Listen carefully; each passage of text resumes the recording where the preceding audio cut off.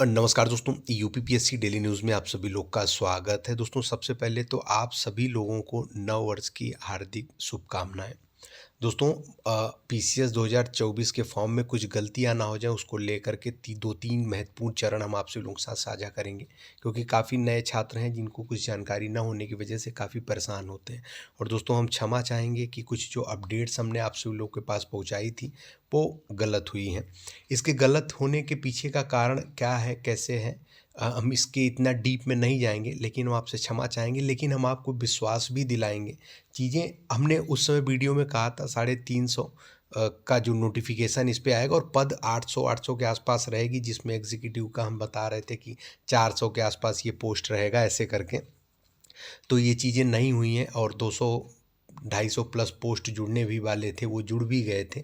ठीक है, नहीं आया। जो चीज़ें अभी साक्षात सामने हैं, इसमें 220 पोस्ट हैं, जिसमें डीवाईएसपी, एसडीएम और डीपीआरओ एंड नायब तहसीलदार और भी कुछ ऐसे पद हैं जिनके पोस्ट हैं, ठीक है। और बाकी चीज़ें जो आगे होती रहेंगी, आपको खुद जानकारी होता रहेगा। हाँ, 350 प्लस पे नोटिफिकेशन आने की हमको उम्मीद थी और प्लस ये पूरा पोस्ट 800 तक जाने के चांस थे, जिसमें भाई प्रशासनिक के लिए 400 प्लस 400 तक हम पोस्ट की उम्मीद किए थे, यही सूचना हमको थी। दोस्तों, हम आपसे तहे दिल से क्षमा चाहते हैं। कई लोगों का दिल टूटा होगा, कई लोग उदास हुए होंगे और कई लोग हमारे हमारे लिए कुछ गलत सोच रहे होंगे, भला बुरा कहना चाह रहे होंगे। सबका स्वागत है आप सभी लोगों के लिए। भाई, उम्मीद जताने के बाद और वो जब टूटती है तो काफ़ी बुरा लगता है। और इसका भाई हमको भी कई जगहों पे अनुभव हुआ है, कई कई जगहों पे हम गए हैं, किसी ने कुछ बताया कुछ और हो कुछ और गया है, तो बुरा लगा है दोस्तों। और यहाँ पे लेकिन वहाँ पे पूर्ण रूप से लोग गलत होते थे, यहाँ मैं पूर्ण रूप से गलत मैं अपने आप को नहीं कहता हूँ, क्योंकि हमारा काम है आपको अपडेट पहुँचाना। और आपको दोस्तों बताना चाहेंगे कि देखिए, उम्मीद नहीं हारा हूँ मैं अभी इस मुद्दे पे अब कुछ नहीं कहूँगा, ना बोलूँगा, क्योंकि कुछ तो चीज़ें अच्छी नहीं हुई हैं। थोड़ा-सा भाई आप सब लोग को जो एक्साइटमेंट थी, चीज़ें थी, वो नहीं हुई हैं। तो मैं इस पे कुछ बोलना नहीं चाहूँगा अब आगे। आगे स्वतः ही सब कुछ आयोग ही करता आया है और वही करेगा इस मुद्दे पे, पीसीएस 2024 को लेकर के। और मुझे विश्वास है देर सही इस मुद्दे पे भी कहीं न कहीं 80 से 85% जीत मेरी होगी, मुझे विश्वास है दोस्तों। बाकी अभी जो हमारा सूचना गलत निकला उसके लिए हम क्षमा चाहते हैं और आप सभी लोग के लिए ये पोस्ट आया है इसमें। इस आज से फॉर्म शायद भरना शुरू हुआ है। कुछ पॉइंट्स हैं जो नए छात्र हैं जिनको हम बताना चाहेंगे, आप सभी लोग जान लीजिए क्या क्या पॉइंट्स आपको विशेष तौर पे ध्यान दे के रखने हैं।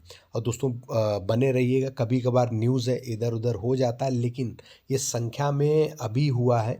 अगर कायदे से हम देखें तो 130 सीट के संख्या के हिसाब से, नोटिफिकेशन के हिसाब से मेरा जो सूत्र था वो अभी गड़बड़ हुआ है। बाकी आगे देखते हैं।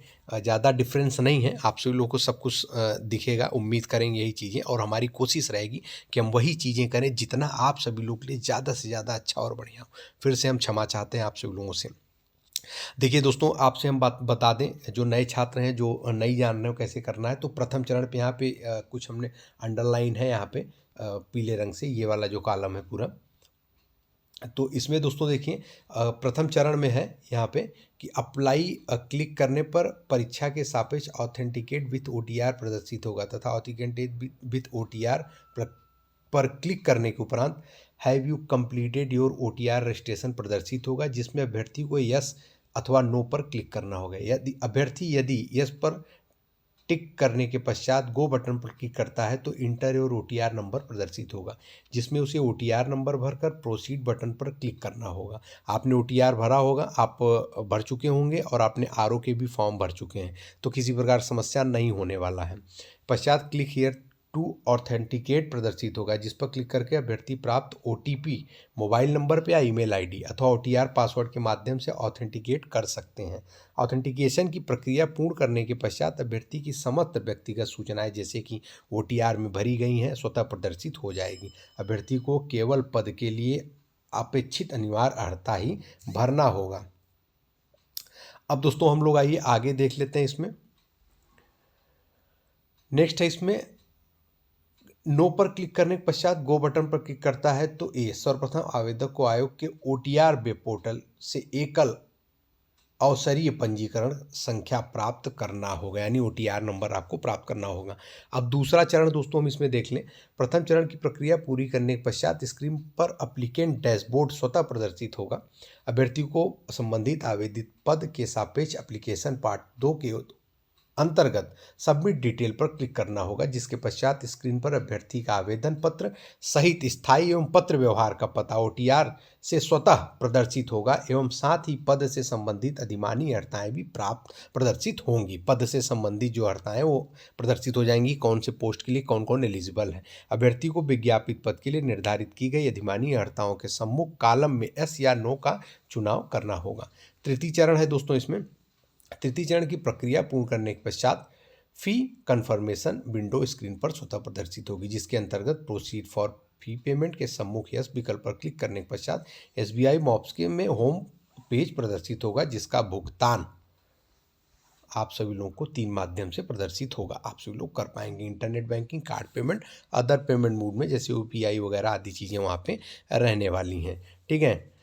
अब देखिए इसमें है पेमेंट फेल्ड होने की स्थिति में अभ्यर्थी कैंडिडेट डैशबोर्ड लॉगिन में जाकर OTR नंबर भरने के उपरांत OTP अथवा OTR पासवर्ड के माध्यम से ऑथेंटिकेट और पेंडिंग पेमेंट पर क्लिक कर ऑनलाइन आवेदन हेतु अनिवार्य रूप से शुल्क भुगतान कर सकते हैं।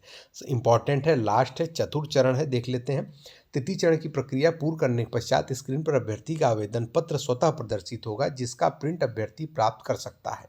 यदि अभ्यर्थी द्वारा ऑनलाइन आवेदन की प्रक्रिया पूरी नहीं की जाती है तो उसका अभ्यर्थन स्वीकार नहीं किया जाएगा एवं संपूर्ण दायित्व अभ्यर्थी का होगा। अभ्यर्थी को ऑनलाइन आवेदन का प्रिंट लेकर इसे अपने पास सुरक्षित रखना होगा। किसी विसंगत की दशा में उक्त प्रिंट आयोग कार्यालय में अभ्यर्थी को प्रस्तुत करना होगा, अन्यथा अभ्यर्थी का अनुरोध दावा स्वीकार नहीं किया जाएगा। आवेदन परांत अर्हता में कोई त्रुटि प्राप्त होने की स्थिति में अभ्यर्थी होम पेज के कैंडिडेट डैशबोर्ड लॉगिन पर क्लिक कर आवेदित पद की अर्हता में संशोधन करने हेतु निर्धारित अंतिम तिथि तक केवल एक बार त्रुटि सुधार कर सकते हैं। नीचे है फीस वगैरह को लेकर के, लेकिन ये सबसे इम्पॉर्टेंट चीज़ है भरने को लेकर के कि कैसे आप सभी लोग इस फॉर्म को फिलअप कर सकते हैं, जो कि सबसे महत्वपूर्ण पहलू यहाँ पे बताया गया है। यहाँ पे यदि आप गलती करते हैं तो आपका सारा फॉर्म गड़बड़ हो जाएगा। अब देखिए फॉर्म प्रिंट आप निकाल भी सकते हैं, चाहे तो अपने किसी फाइल में आप PDF सेव कर लीजिए, जब ज़रूरत हो आप निकाल सकते हैं। ठीक है। कुछ नए लोग हैं, बहुत परेशान होते हैं वो लोग, उनके लिए, और कुछ लोग का OTR में कुछ गड़बड़ हुआ होगा। अब जो गड़बड़ मेजर गड़बड़ कुछ हुआ है तो उसको आप सभी लोग अब ऐसे चलने दीजिए, वो बाद में सही हो जाएगा, लेकिन अब उसमें सुधार करने की आपको ज़रूरत नहीं है। और कुछ छोटी मोटी गलतियां हुई हैं, जैसे किसी ने हमको मैसेज किया था, मेल किया था कि भाई मेरे नाम के आगे कुमार या कुमारी ऐसा कुछ है, तो उससे किसी प्रकार की समस्या नहीं होने वाली है। और कुछ डिटेल्स में मिस्टेक हुए हैं तो आप सभी लोग कमेंट करें, कमेंट का हम रिप्लाई देंगे। दोस्तों हम फिर से क्षमा चाहते हैं जो चीज़ें आप सभी लोग के लिए हुई हैं, लेकिन इस क्षमा की भरपाई आप सभी लोग को ज़रूर मैं अपनी तरफ से ये भरपाई ज़रूर आप सभी लोग के लिए करना चाहूँगा समय आने पे। अभी कुछ इस पे बोलना नहीं है। बाकी बने रहें चैनल पे। जो भी चैनल पे नया हो चैनल को सब्सक्राइब करके बेल आइकन जरूर प्रेस कर दें, ताकि उत्तर प्रदेश लोक सेवा आयोग और अन्य भर्ती विभाग की तरफ से कोई भी महत्वपूर्ण अपडेट हो आप सभी लोगों से मिस ना होने पाए। बहुत बहुत धन्यवाद। फिर से एक बार नव वर्ष की बहुत ढेर सारी शुभकामनाएं।